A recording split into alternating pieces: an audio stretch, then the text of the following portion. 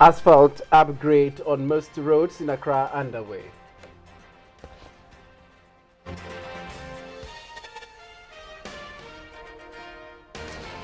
Ghana Police Service increases surveillance for proper maintenance of law and order. Tico taxis, a dominant means of public transport in Domahinkro.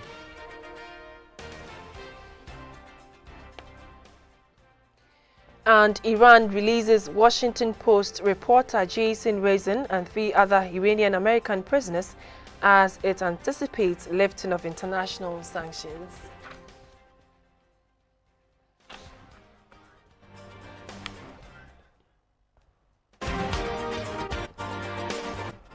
Good evening. Thank you so much for joining us. This is News Hour coming to you live from Broadcasting House in Accra on GBC24 and GTV. I'm Conrad Kakraba. My name is Shirley and Clement Sam is our signer for tonight. President John Mahama has ordered for the rehabilitation of roads in the capital. Works in the central business district of Accra, which includes Gamashi, is contingent on a Brazilian loan facility, while other suburbs draw from national budget. The project will see asphalt upgrade on most of the roads in Accra. Work was already on course before the president cut a sword at Arena in Accra to officially launch the project. Napoleon Atukito reports. Part of the visible changes in Accra are the current upgrade of streets in the city.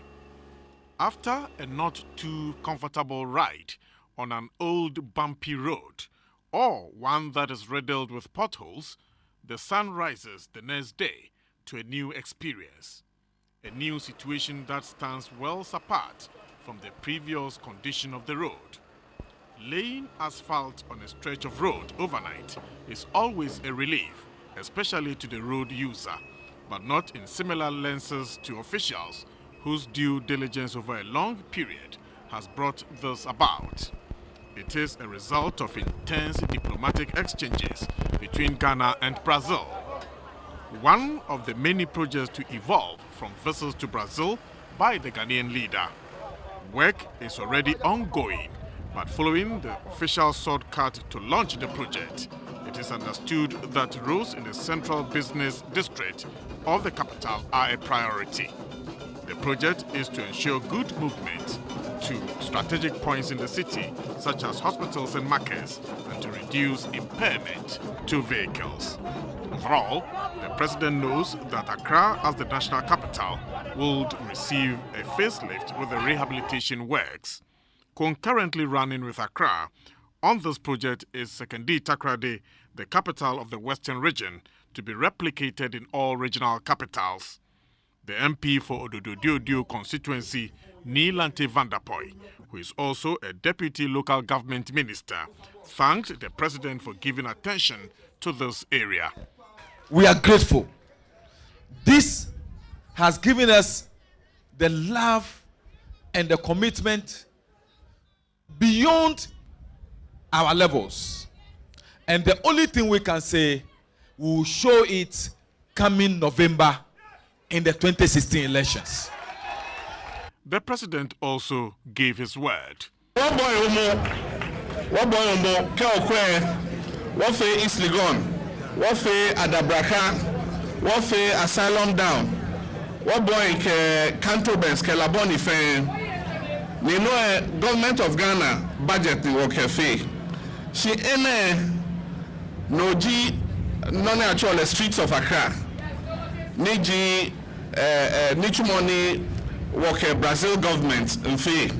Ameni Ameje Shika Koni Okesa Jamestown ke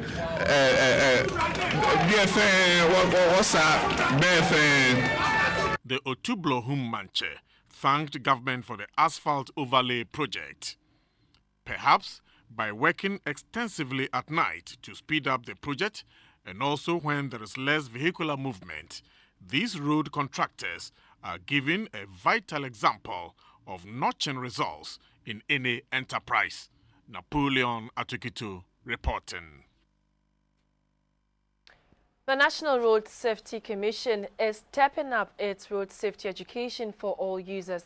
The Commission says the Ashanti region recorded a total of 1,064 road accidents last year, as against 1,232 recorded the previous year. The Ashanti Regional Manager of the National Road Safety Commission, Mr. Samuel Isiama, said this shows a 13.8% reduction in road accidents in the region. The National Road Safety Commission is charged with the responsibility to educate, monitor and evaluate road safety activities and strategies. To achieve these objectives, the Commission has drawn a 10-year strategic plan that aims at reducing road fatalities to less than 1,000 nationwide by the end of 2020. To this end, the Commission has tasked each of its 10 regional secretariats to set annual targets on how to reduce road fatalities. According to the Ashanti Regional Manager of the National Road Safety Commission, Mr. Samuel Isiama, the region recorded 1,064 road accidents last year, compared with 1,232 road accidents the previous year. He said the Secretariat also recorded a 35% reduction in the number of persons injured in road accidents last year, compared with 1,423 cases recorded the previous year. Motorcycles and tricycle crashes, however, increased from 223 in 2014 to 485 last year. Asawase, Abuabo and other communities within the Asokore-Mampong municipality were some areas that recorded the highest number of motorcycle and tricycle accidents. Mr. Samuel Isiama said this year the Commission has instituted a campaign code named Lose Your Life, Lose Your Vote to intensify its road safety education campaigns. The Inspector General of Police, COP John Kudalo, says the Ghana Police Service has increased its surveillance for proper maintenance of law and order in the country. He is asking Ghanaians to help the police to clamp down on criminals. The IGP was interacting with members of the ECOWAS Community Development Program in Accra. The ECOWAS Community Development Program (CPD) aims at promoting the measure of the sub-region into a borderless region where citizens can create and benefit from business opportunities. To achieve its objectives, the program has introduced mechanisms of consultations for the regional integration process. It has also formed a media network among 15 countries within the sub-region to help create awareness and educate citizens about the integration process. We looked at how best we can collaborate, as I indicated, in the area of fighting crime. They can do it, but yes, sometimes they can do all they can, but there's the need for the public to also come on board to support the police, because crime fighting now is a shared responsibility, and I think as journalists there's the need for us to also join forces with the police service and then other security agencies to see how best we can make not only Ghana but the sub-region a better place for all of us.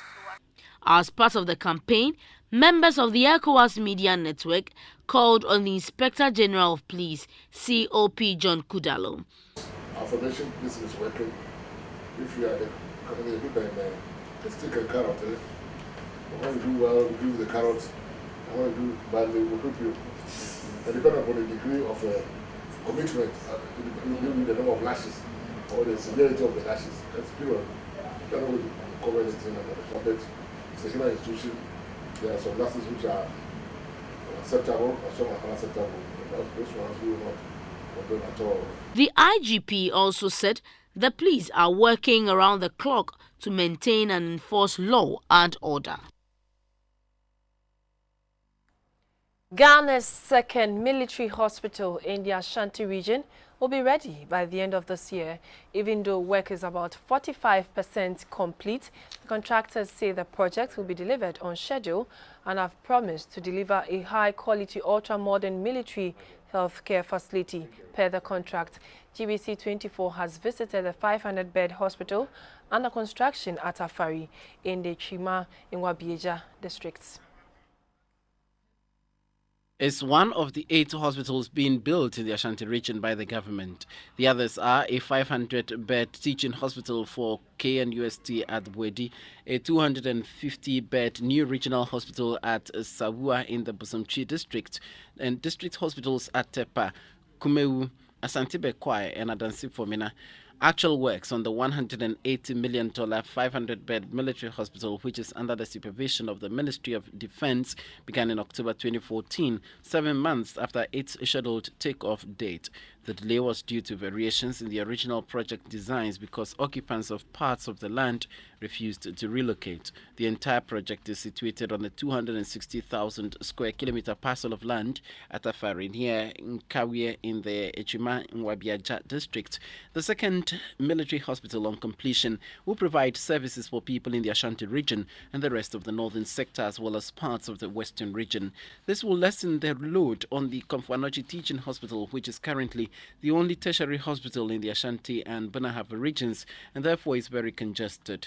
The new hospital will comprise 154 staff housing units, officers' mess, an accident and emergency center with a helipad, intensive care unit, surgical unit, burns treatment unit, endoscopy, ambulance station, reproductive health unit, outpatients department, inpatient wards, VIP ward, tropical and isolation ward, a mortuary, water and sewage treatment plant, a mini market, shops and reserved land for future expansion projects.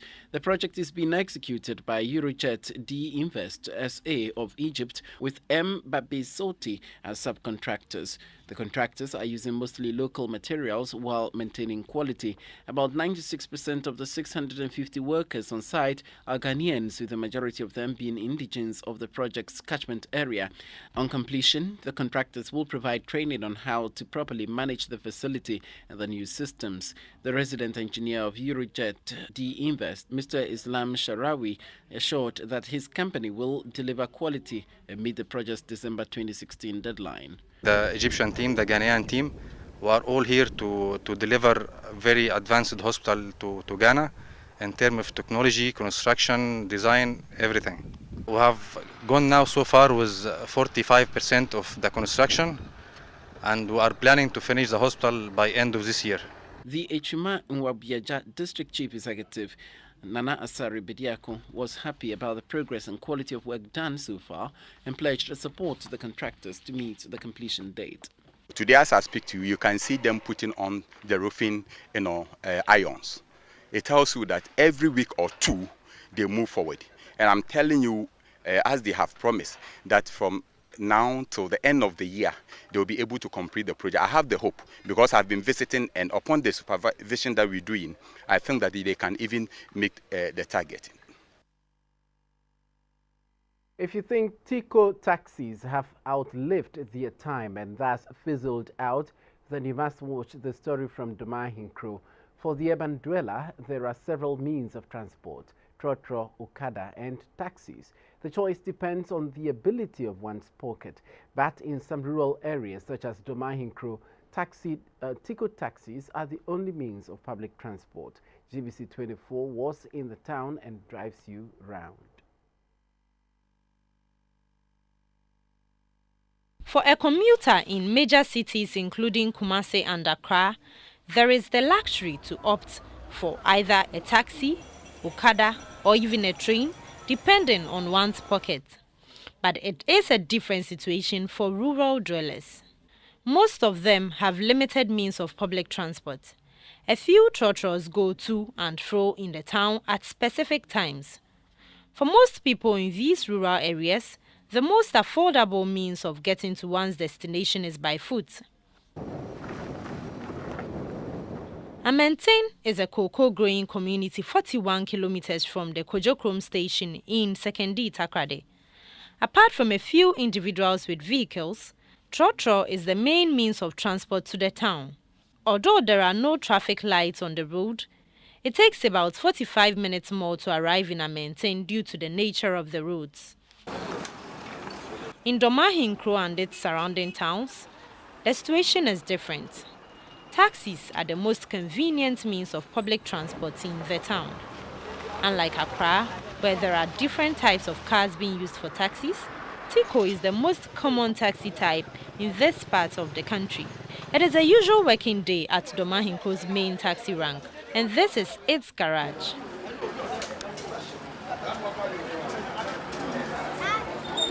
Christian Yeboah has driven a taxi for the past 3 years after his father introduced him to the business. The vice president of the Association of Taxis in Domahinkro explained why most of the drivers prefer to drive a Tico rather than any other vehicle. If you're not driving a Tico, people assume you are going out of town. We charge 1 cedi 20 pesos within the town. To get to Yakrom, a village which is a 30-minute drive from Domahinkro, we had the service of Alex, one of the Tico drivers. After bargaining for a 15 cedi fare, we took off and interacted from time to time. If you don't buy a Tico, no one will charter your car. Domahinkro and its surrounding communities may not have all the luxury that makes Accra the city to be envied. Yet they enjoy the freedom they get whenever they set out on the road in a colorful and compact Tico taxi. The Upper Dentra East Municipal Assembly, with support from the World Bank, has constructed a water supply system for the people of Boabeng in the central region. The project cost 1 million Ghana cedis. Boabeng is a farming community in the Upper Dentra East municipality. Years ago, it was a busy town due to the extension of railway lines through the town that brought lots of economic activity. However, one major challenge confronting residents here is the lack of potable water. After a number of appeals, the Municipal Assembly gained support from the World Bank to provide a water supply system for the community. The Municipal Chief Executive of Upper Dentra East, Madam Emilia Ankoma, assured the community of government's commitment to provide the necessary project needed by the community. The chief of Boabeng, Nana Okofu Boabeng, was grateful to them for the project. A resource person from the assembly, Madam Abrefa Opong, said some token amount would be charged for fetching the water, so it will be used for maintenance. Meanwhile, about 150 communities are to benefit from the project. Defense Minister Mr. Benjamin Kumbuo has bid farewell to the Chief of Defense Staff, Vice Admiral Matthew Kwashi, after 45 years of service in the military. The outgoing CDS, Vice Admiral Matthew Kwashi, holds the record as the longest serving officer in the Ghana Armed Forces. He handed over to Air Marshal Samson Oje at a pulling out ceremony at Burma Camp in Accra. The outgoing Chief of Defense Staff, Rear Admiral Matthew Kwashi, was pulled out of office at a colorful ceremony at the Burma camp. The ceremony was attended by the various commanders of the Air Force, Army and Navy, the Acting Inspector General of Police, John Kudalo, as well as former Army officers and men. Delivering his farewell speech, the outgoing Chief of Defense Staff appealed to the government to tap into the wisdom of retired Army officers. The work of the Chief of Defense Staff will not be successful without the support of the service commanders and the men, women, and civilian employees under command. I thank my Commander-in-Chief for giving me this rare and honorable opportunity to serve him and my dear country in this position. A think tank of non-partisan retired high-ranking military officers can be created to offer strategic advice and direction to the government. Vice Admiral Matthew Kwashi was born on the 23rd of March 1951. He served in several positions, including watchkeeping officer on the Ghana Navy ship, aide-de-camp to the Chief of the Naval Staff, Deputy Commandant and Chief of Naval Staff. You're watching News Hour on GBC24 and GTV. We'll bring you business after this break.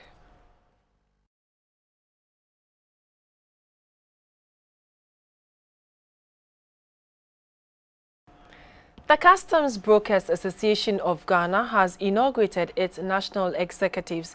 The 10-member board are expected to bring excellence and trade enhancements to the maritime industry.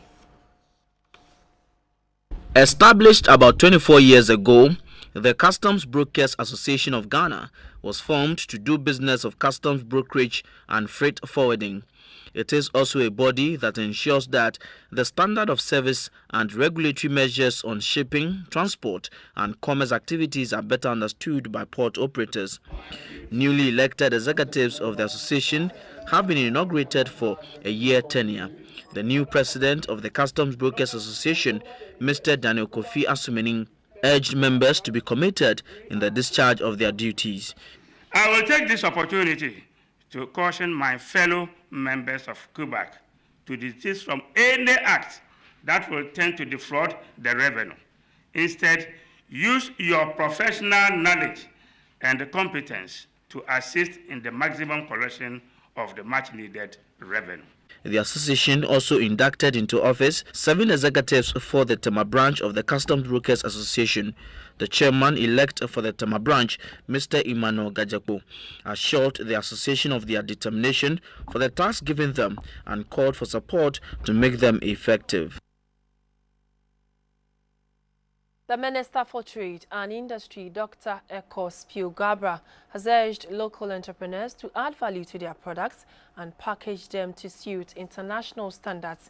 He has also given an assurance to businesses of the government's determination to help them become successful. Dr. Piogabra gave the assurance when he visited some companies operating in the Tema-free zones. The textiles and garments village, where about 5 garment and textile industries operate, was Dr. Spiogabra's first port of call.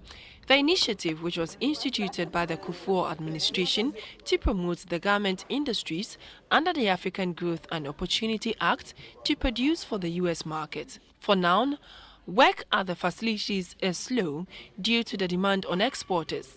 The sector minister lauded the initiative and promised government's commitment to make the industry viable.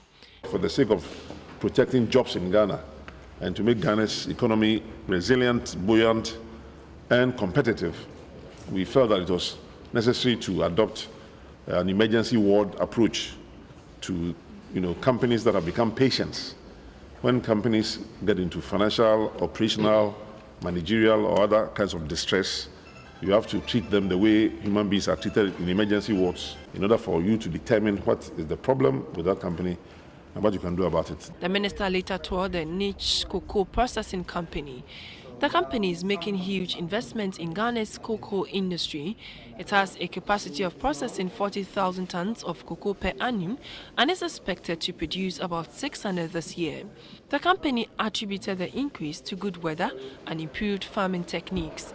The minister commended the partnership between niche, saying government will continue to support the cocoa industry to maintain her status as a strong and reliable supplier of cocoa. Dr. Spiogabra also visited the Ghana Specialty Fats Company, a shea nut processing company.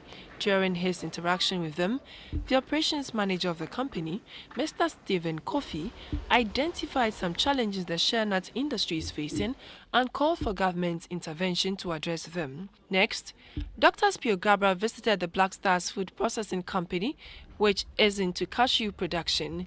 There were some construction works going on there, and according to management of the company, it will be operational in 4 months. The minister assured industries operating at the Free Zones enclave that government would create an enabling environment to ensure that the quality of their products meets international standards.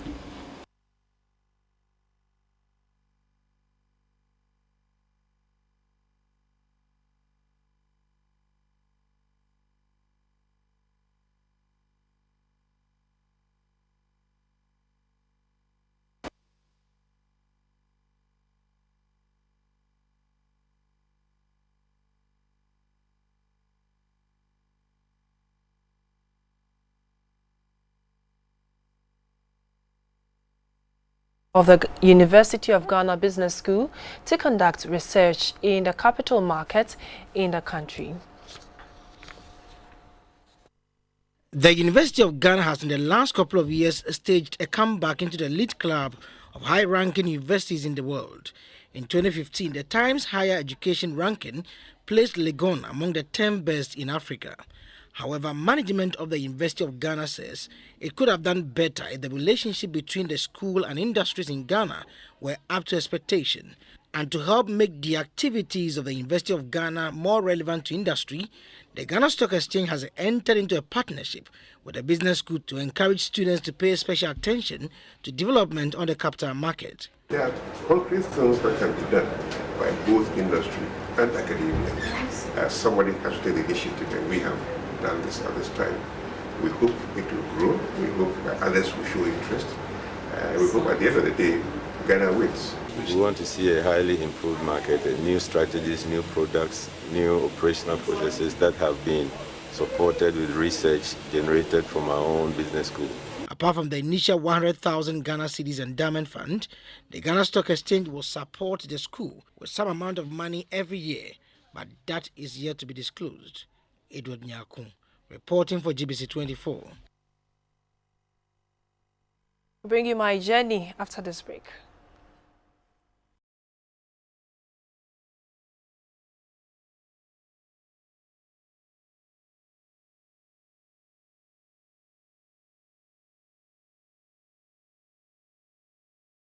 Hello, good evening, Ghana.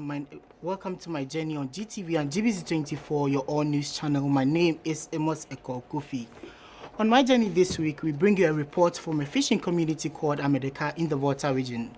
The dry season is taking a toll on their businesses, with poor visibility causing a lot of delays on the Volta Lake. Pockets are running dry since business is slow, and there are not enough returns to plow back into their trade. Amedeka literally meaning one person is a community in the Volta region of Ghana. It is their desire to develop a united community. A resident, Janet Nadoteko, narrates a brief history of Amedeka. I was born in this community. This Volta Lake used to be the port of Ghana in the olden days before the Tema port was established. Vessels that are exported from abroad usually berth here. Life in Amedeka was very interesting back in the days, but today is more or less a lion's den. Fishing expedition now is not lucrative as compared to the olden days because of the Akuse hydroelectric dam.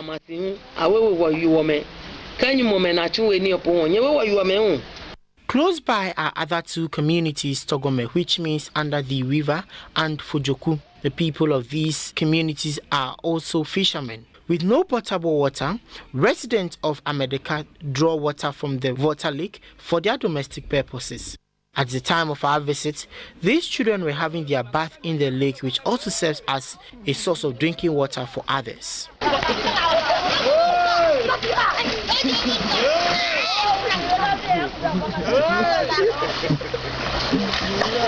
They complain that this contributes to the spread of waterborne diseases among the inhabitants. The three communities, Amedeka, Togome, and Fujoku, do not have any health facility. The people therefore travel long distances to the Akuse Government Hospital to seek medical care. One major means of transport is the use of speedboats or canoes. Commuters who travel from these three towns use this vessel. This is Joyce. She's traveling to Adidome to spend time with her family during the Yuletide. Although traveling by the vessel is tiresome, it is less expensive than by road. The northeasterly trade winds or the Hamatan makes visibility on the lake at this time of the year poor. The captains of the vessel say it is difficult to navigate properly. As at 5:30 a.m. when the crew got to the banks of the lake, poor visibility delayed the journey. A journey that usually starts at 6 a.m. now starts at 7 a.m. For safety, the captain must wait for good visibility to set off.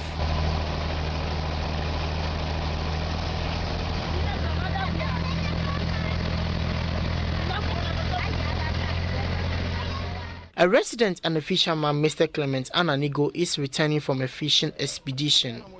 He told GBC24 that the fishing business is not as lucrative as compared to the previous months due to the weather situation.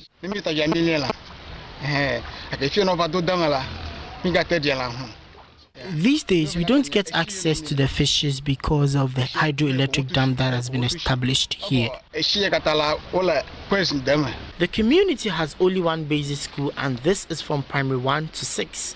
Students from JHS 1 to 3 have no classrooms and have their classes under these trees. The students say in the past, they had to deal with rodents and even snakes while classes were in session, which was a distraction. In interaction with the class teachers, they mentioned that they have no incentives to make teaching and learning worth its while. They cited the lack of teaching and learning materials such as chalk, boards, and textbooks for interesting practical lessons. We are facing so many problems here and there, especially in terms of buildings. You see, it's not nice to be an athlete because sometimes when the rain starts coming, we have to rush to a nearby place to hide ourselves. And also, this place is full of reptiles and wild animals. Even recently, last 2 weeks, we killed a snake here. And we hang the snake here for tourist attraction. Yeah, seriously, we are really suffering. Our life here is in danger. So we are appealing to the government to come and help us to get a nice structure that will entice the people to bring their children to school. We have a pen around her that they are wearing pig inside. It's just here beside us, here under the tree, and the stink alone, it's very bad. When we are under the tree here teaching, the scent from them alone, it's very bad. We are really suffering over here, so we really need the help of the government and any NGO, anybody at all that can come to our aid to help us improve on teaching and learning in America. They are therefore appealing to the authorities and philanthropists to help develop the community. That's it for my journey. My name is Emoseko Kofi. Thanks for watching. The news continues after this break.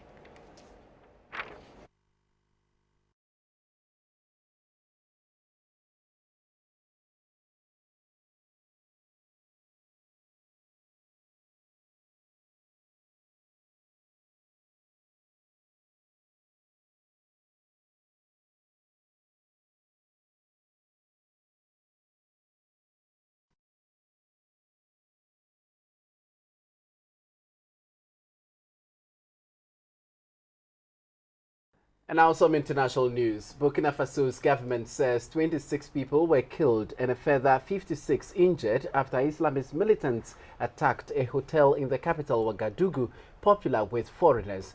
Al-Qaeda in Islamic Maghreb, AQIM, has said it carried out the attack, which began on Friday night. The siege at the Splendid Hotel was declared over after a joint operation by local and French security forces.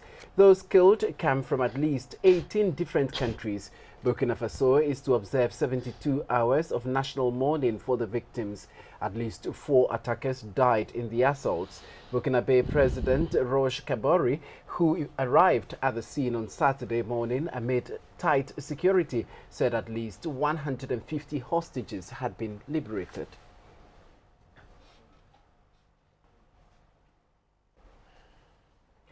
Iran has released Washington Post reporter Jason Rezaian and 3 other Iranian-American prisoners as it anticipates the lifting of international sanctions.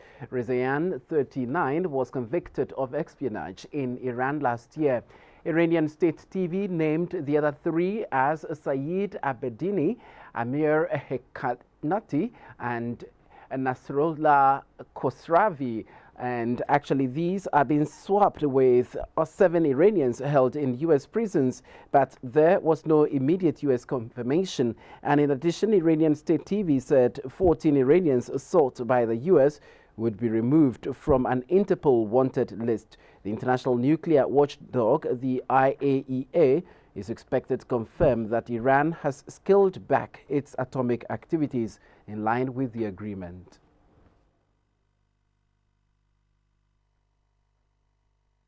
The first of 8,000 Cuban migrants recently stranded in Central America have crossed the Mexican border into the United States. Some 180 migrants flew from Costa Rica to El Salvador and have been making their way to the U.S. All are given permission to cross Mexico for humanitarian reasons.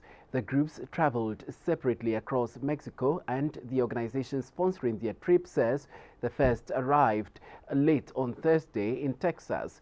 The migrants spent several months in Costa Rica after Nicaraguan authorities denied them passage. And with the bottleneck, both Ecuador and Costa Rica stopped issuing visas to Cubans who want to reach the U.S. before it changes its migration policy with the thawing of relations with Cuba.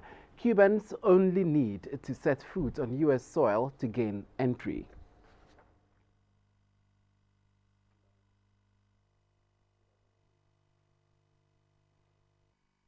Sports is up next.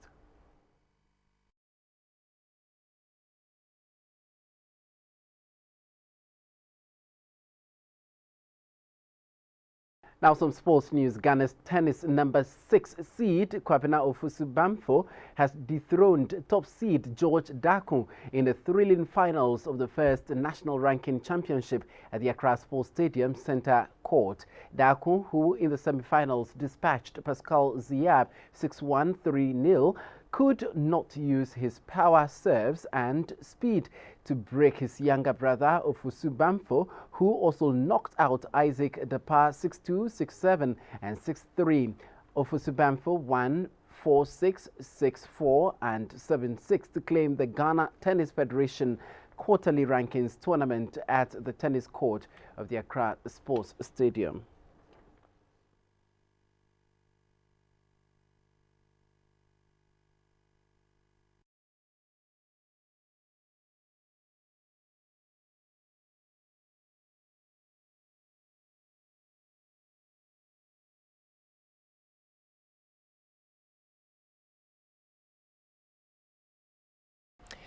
The funeral for Celine Dion's husband Rene Angeli will take place next Friday at the Notre Dame Basilica in Montreal, where the couple married.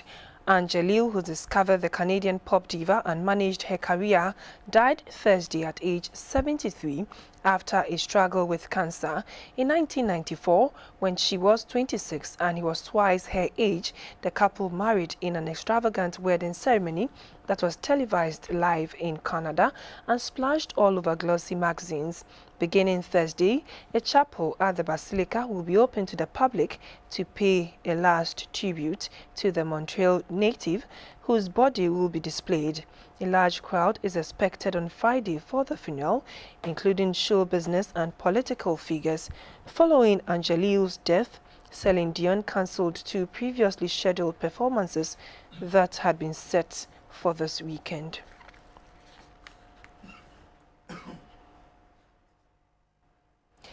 A model who was a runner-up in one of Brazil's biggest beauty pageants has died after having cosmetic surgery to remove laugh lines.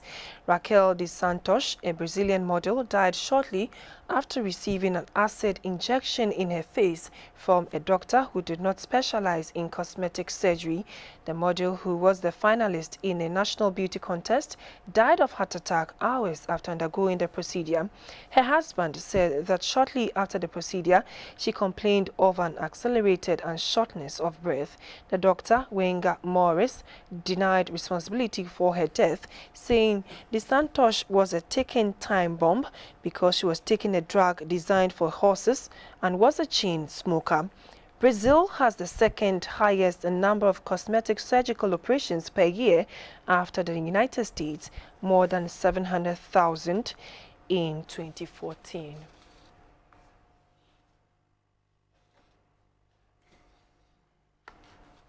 Up next is the weather reports. To end the news, a recap of our top stories. President John Mahama has ordered the rehabilitation of roads in the capital, whereas works in the central business district of Accra has been funded from a Brazilian loan facility. Other suburbs are funded from the national budget. The project will see asphalt upgrade on most of the roads in Accra. The Ghana Police Service has increased surveillance for proper maintenance of law and order in the country. In this regard, Ghanaians are being called upon to help the police to clamp down on criminals.